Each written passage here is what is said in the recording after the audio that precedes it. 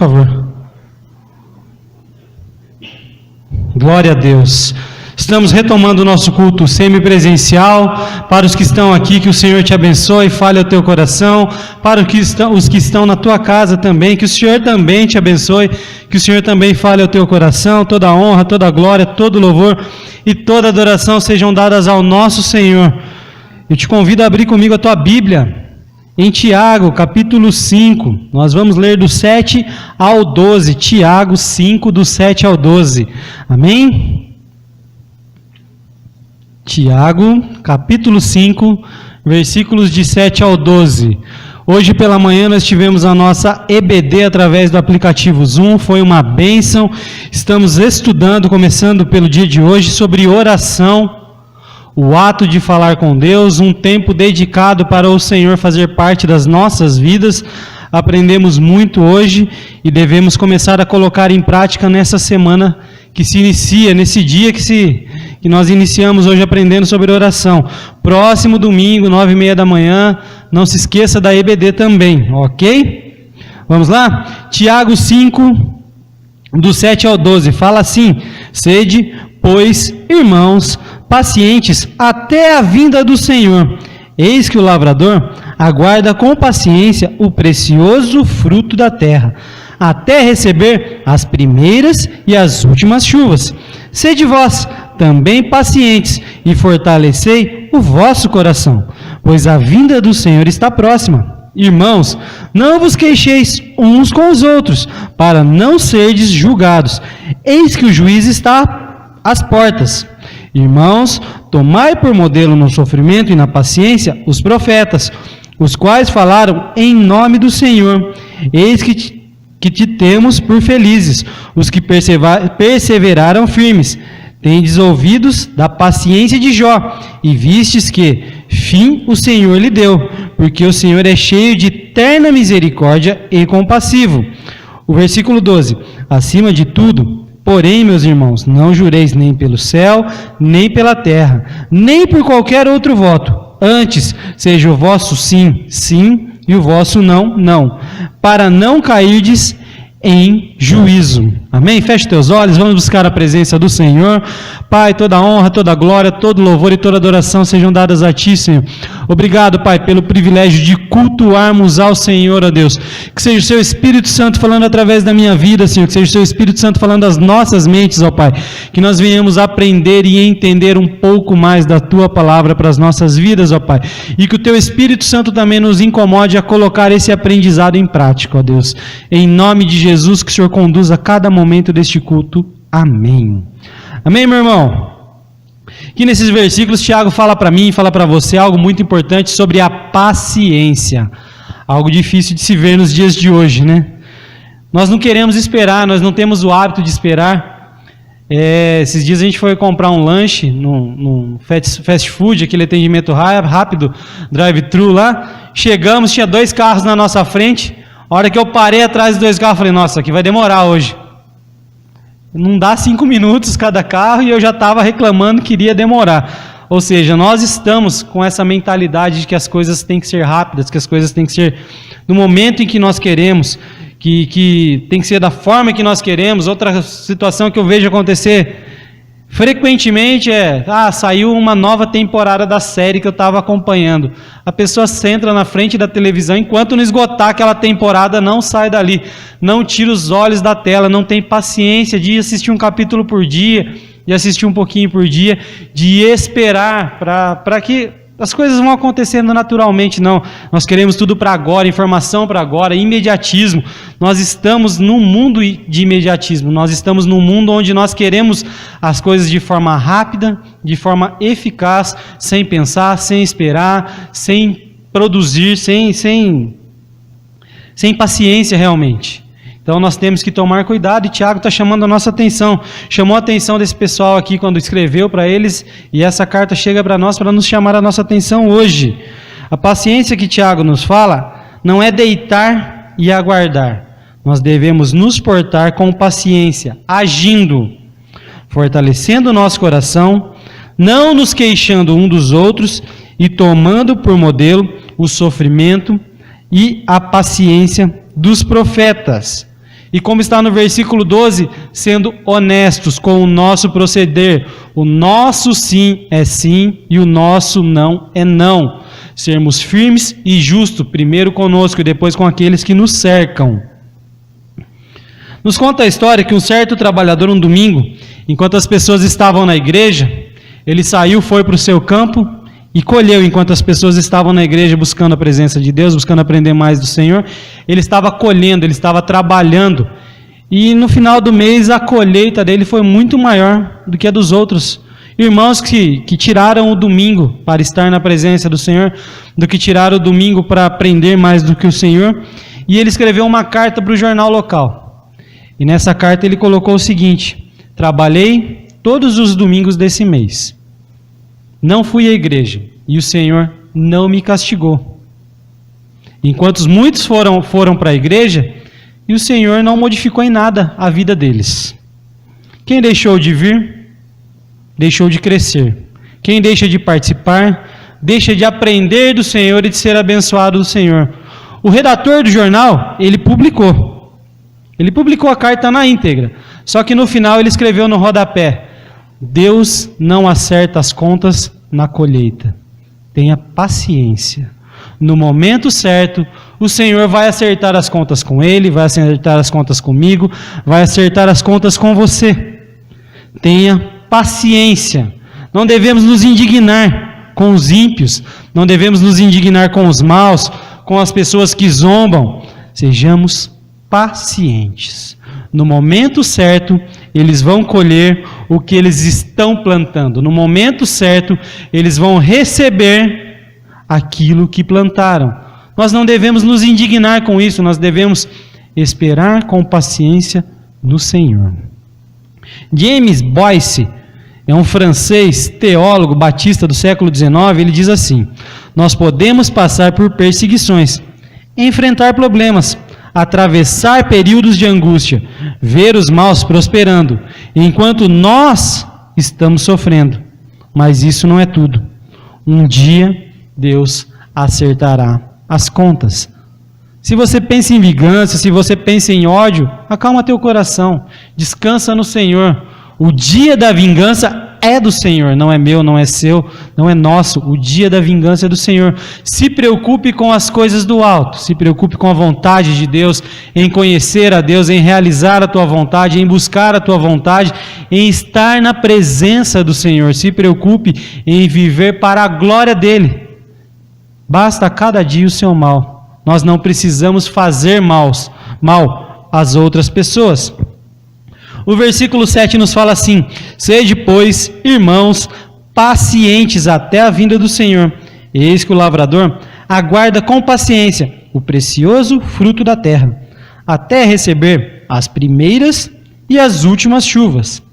Eis que o lavrador aguarda com paciência o precioso fruto da terra.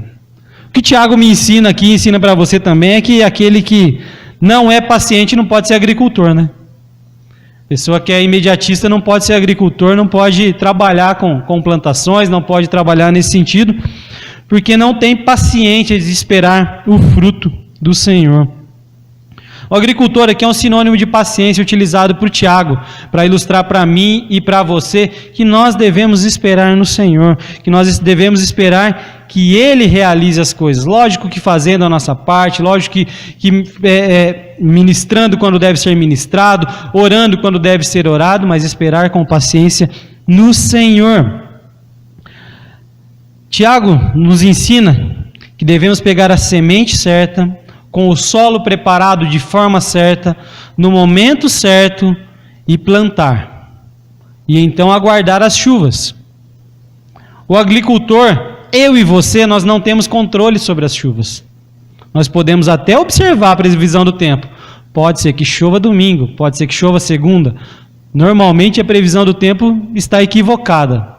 A certeza deles aí não é 100% confiável a previsão do tempo. Tanto é que no celular estava marcando chuva para amanhã e hoje nós fomos abençoados com a chuva. Então nós podemos ver aí que não é 100% de certeza. Então nós devemos esperar as chuvas que vêm do Senhor. Eu e você devemos Pegar a boa semente. O que é a boa semente? A palavra de Deus. Plantar em um solo fértil. Qual é o solo fértil? É aquele coração que ainda não conhece ao Senhor, que precisa da palavra do Senhor. A boa semente que sai de mim, que sai de você, que é plantada no solo fértil. Então, no tempo certo, virá a chuva.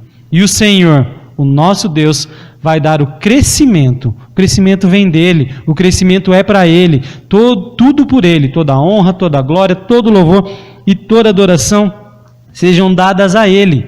Até as primeiras chuvas, continua o versículo explicando para mim e para você. Quando são as primeiras chuvas? Na região da Palestina, onde Tiago está nos escrevendo, as primeiras chuvas começavam em outubro. Eu sei que na época de Tiago começava em outubro. Eu não sei com essa loucura que está o nosso tempo hoje, se ainda é assim, mas começavam em outubro e terminava em março. Haviam 6 meses de chuva. Antes de começar, a terra já deveria estar preparada, a semente preparada, tudo preparado, terreno arado, tudo pronto, para que no momento propício, em que o solo estivesse propício, fosse realizada a plantação. Você tem preparado o solo das pessoas que te cercam? Você tem preparado o coração das pessoas que estão ao seu lado? Você tem aproveitado o momento de se falar da boa semente, que é a palavra de Deus? Você é um lavrador do Senhor. Você deve estar me olhando aí e perguntar: eu não sou lavrador, eu não trabalho com isso, o que isso tem a ver comigo? Aprenda a cultivar a vontade do Senhor na tua vida. Aprenda a plantar a vontade do Senhor na vida dos outros. Nós devemos trabalhar para o Senhor até receber as primeiras e as últimas chuvas. Até receber as primeiras e as últimas chuvas. O crescimento não vem de mim, não vem de você, mas nós devemos fazer a nossa parte como instrumentos do Senhor, preparando o solo, colocando a boa semente e orando, para que a chuva do Senhor venha sobre as vidas, para que a chuva do Senhor venha sobre as pessoas, para que a chuva do Senhor seja abundante nos corações e no tempo certo a boa palavra, a boa semente possa florescer, a boa palavra e a boa semente possa trazer mais e mais frutos. Então aquele solo que era um solo arenoso, que se tornou um solo propício para a boa palavra do Senhor, deu fruto, e agora esse fruto também vai gerar mais e mais frutos, trabalhando em mais solos inférteis. Este é o crescimento do Senhor. É isso que o Senhor espera de mim. É isso que o Senhor espera de você. Nós devemos estar atento ao tempo, devemos estar atento ao terreno, devemos escolher a boa semente a ser plantada. Nós só vamos identificar a boa semente a ser plantada quando nós observarmos ela na palavra de Deus. A boa semente é a palavra de Deus. Então se permita conhecer, se permita ser ministrado, se permita que a palavra de Deus floresça primeiro no teu coração, para aí depois você poder dar frutos, para aí depois você ser realmente alguém propício a estar plantando e trabalhando na obra do Senhor. O versículo 8 nos fala assim: sede vós também pacientes e fortalecei o vosso coração, pois a vinda do Senhor está próxima. Sedes pacientes. Mas eu já falei uma vez com aquela pessoa, eu já expliquei, eu insisto em falar, ela insiste em não ouvir, ela insiste em fazer diferente. Sede paciente. Planta a boa semente. Permita que o Senhor no tempo certo faça essa semente germinar. Permita que o Senhor no tempo certo faça essa semente frutificar. Permita que o Senhor trabalhe, mas faça a sua parte. Não procure desculpa. Sede paciente e fortalecei o vosso coração. Não se julgue autossuficiente. Você deve fortalecer o seu coração na palavra de Deus e com a palavra de Deus. Permita ao Senhor ministrar em você, ministrar no teu coração, ministrar na tua mente, através da palavra dEle. Que a palavra dEle seja um guia verdadeiro para a tua vida, pois a vinda do Senhor está próxima. Nós aguardamos ansiosamente a vinda do Senhor, pois vai acabar todo o sofrimento, vai acabar toda a dor. O Senhor vem para buscar os dele, vem para julgar aqueles que não são dele. Então nós aguardamos ansiosos a vinda do Senhor. O nosso coração também é solo para a palavra de Deus. nós não podemos deixar ele à míngua, nós devemos alimentar o nosso coração. Não podemos deixar a soberba chegar no nosso coração, de nos acharmos autossuficientes a ponto de falar, eu não preciso mais disso. Nós precisamos da palavra de Deus todos os dias das nossas vidas. Nós devemos ser aperfeiçoados pela palavra de Deus, para aí sim nós conseguirmos gerar bons frutos para a glória de Deus. Não é um bom fruto para a Igreja Batista Voz de Cristo, não é um bom fruto para a tua denominação, não é um bom fruto para a tua igreja, não, é um bom fruto para o Senhor, para o Senhor, amém? Versículo 9 nos diz assim: irmãos, não vos queixeis uns dos outros, para não serdes julgados, eis que o juiz está à porta. Tiago está falando para nós sobre trabalhar, sobre plantar, e depois ele nos fala já na sequência que nós não devemos nos queixar. E por que tudo isso está no mesmo contexto? Porque quem trabalha não tem tempo de cuidar da vida dos outros. Justamente por isso. Porque nós estamos trabalhando e preocupados em conhecer e fazer a vontade de Deus, nós não estamos preocupados em falar da vida dos outros. Nós estamos preocupados em ser bênção e não em ser maldição, em fazer parte da boa, perfeita e agradável vontade de Deus. É por isso que está tudo inserido. Quem está falando da vida dos outros é porque não está tendo tempo de qualidade com o Senhor, porque não está investindo tempo em estar na presença do Senhor, em conhecer a vontade do Senhor, em fazer a vontade do Senhor. Por isso fica falando da vida dos outros. Devemos cuidar do nosso coração e não ficar criando contendas.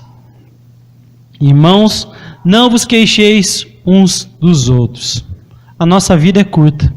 A nossa vida é um sopro. O Senhor tem planos maravilhosos para as nossas vidas.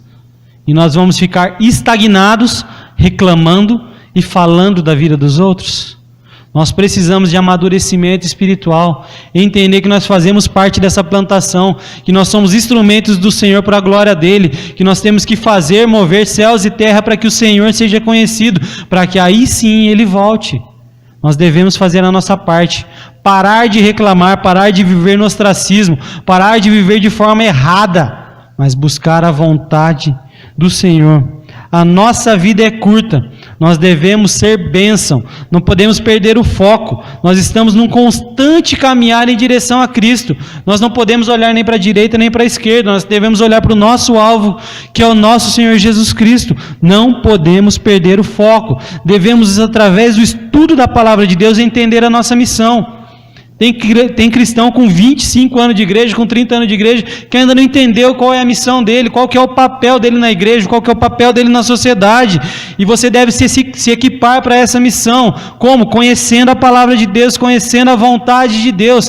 Deixa de estar estagnado, viva para a glória de Deus. Para de viver um evangelho de mentira. Busque a vontade de Deus, busque conhecer a vontade de Deus, busque os recursos necessários para que o Senhor seja conhecido através da sua vida. Não há tempo de viver em murmuração, não há tempo de falarmos da vida dos outros. Não podemos ficar nos fazendo de vítima da situação. Nós devemos prosseguir, caminhar juntos para o alvo, fortalecidos por Cristo. Nós devemos buscar a vontade de Deus para as nossas vidas. O Senhor está à porta. E você, Igreja Viva do Senhor, qual fruto você tem para apresentar? Versículo 10 nos fala assim: irmãos, tomai por modelo no sofrimento e na paciência os profetas, os quais falaram em nome do Senhor. Tomai por modelo no sofrimento e na paciência os profetas. Para quem já teve a curiosidade de ler a Bíblia, eu sei que não são todos os cristãos que têm, infelizmente, esse hábito, mas para quem já teve a curiosidade de ler a Bíblia, tem esse hábito na sua vida, sabe que a vida dos profetas não foi algo fácil.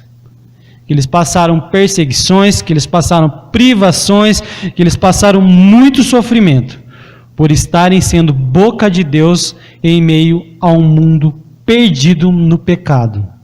Eles acusavam pessoas dos seus pecados, eles acusavam reis dos seus pecados, eles acusavam nações dos seus pecados.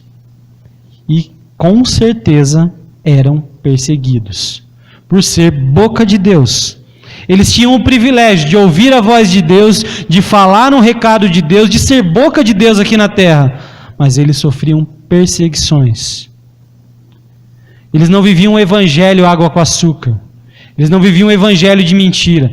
Eles estavam dedicados em fazer com que a glória do Senhor seja reconhecida onde eles estivessem. Eles não estavam preocupados em viver as suas próprias razões, em viver os seus sonhos, mas em viver a vontade de Deus, os sonhos de Deus que são maiores do que os nossos. Eles entenderam o que é viver é Cristo. Eles entenderam o que é estar na presença de Deus. Sofrimento e ministério faziam parte da realidade dos profetas. Eles estavam empenhados em viver a vontade de Deus. E ao lermos a palavra de Deus, nós encontramos diversos profetas sendo perseguidos por anunciarem as palavras de Deus. Eu quero que você aí na tua casa, vocês aqui comigo, abram a tua Bíblia em Atos 7, 52.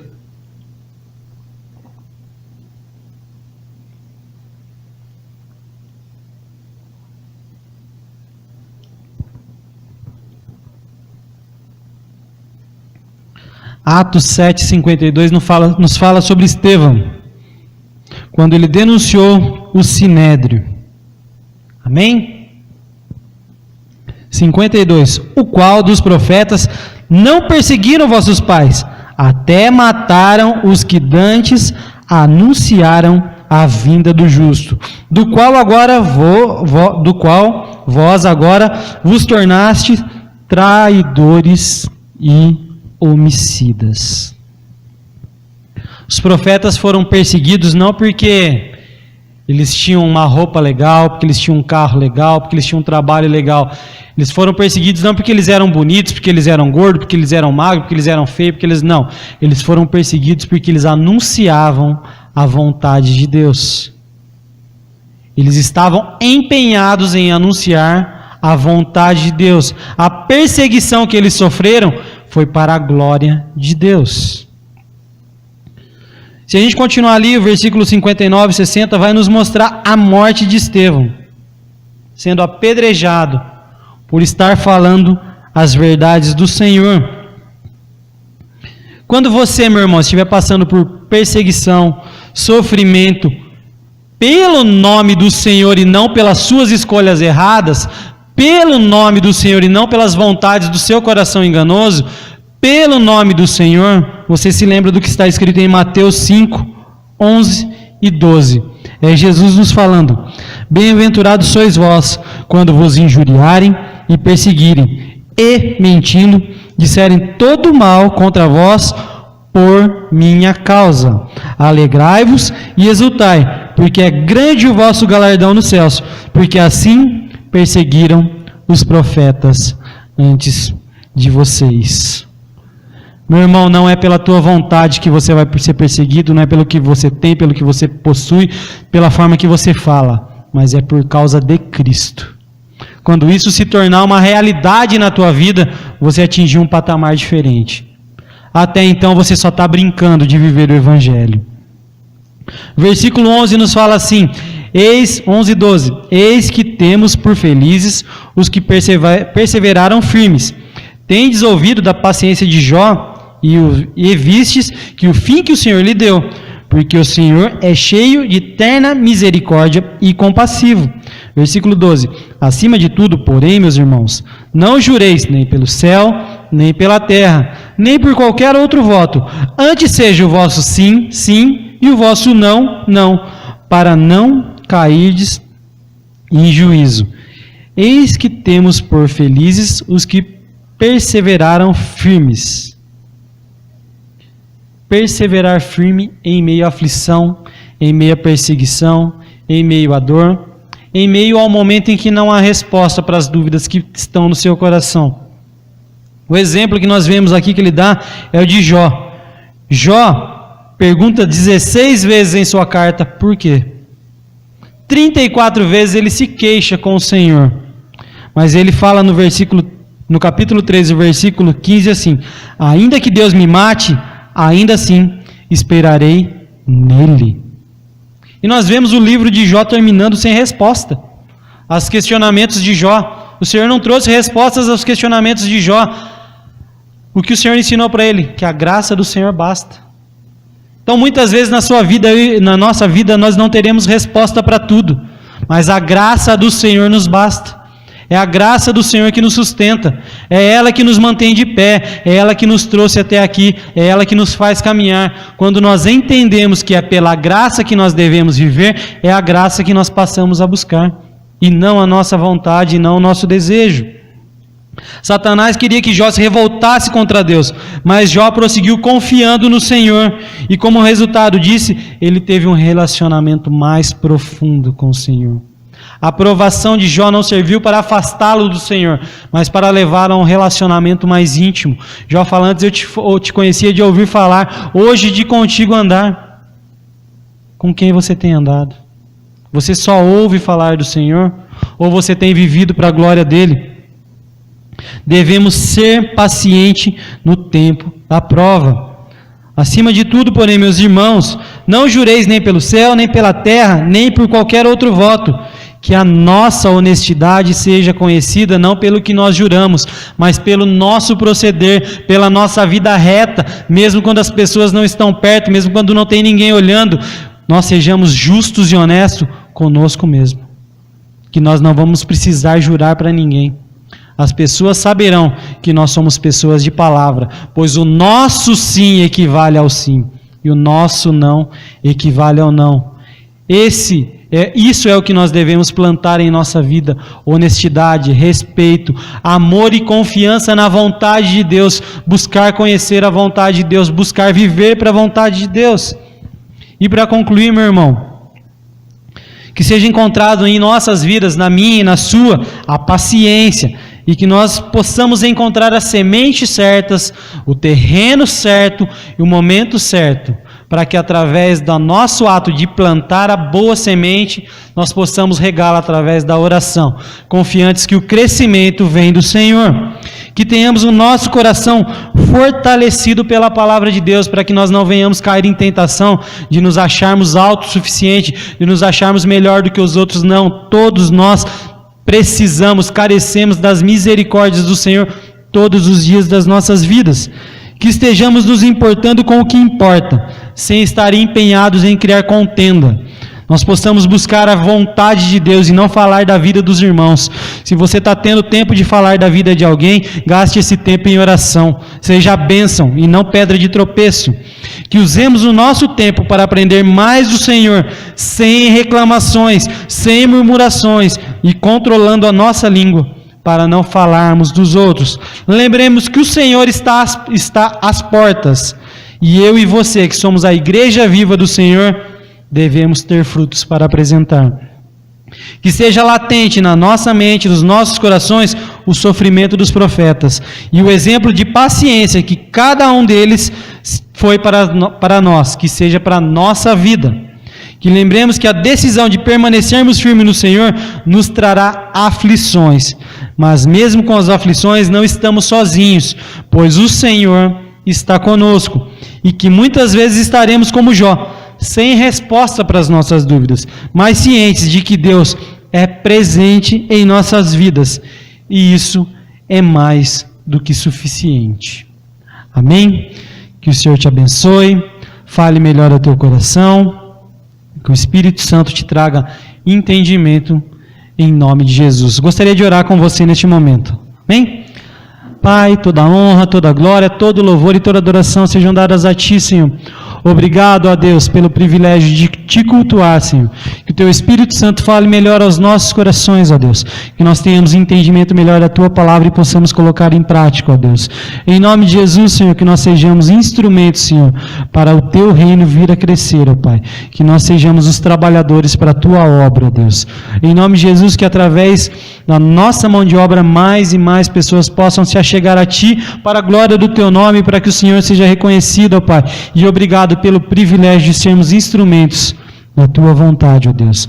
Nos dá uma semana, Senhor, de paz, uma semana de amor, uma semana de esperança, Senhor, confiantes, ó Pai, que a Tua vinda está cada dia mais próxima, Senhor, e que nós estamos trabalhando para que o Senhor seja visto e reconhecido. Em nome de Jesus, amém. Amém, meu irmão?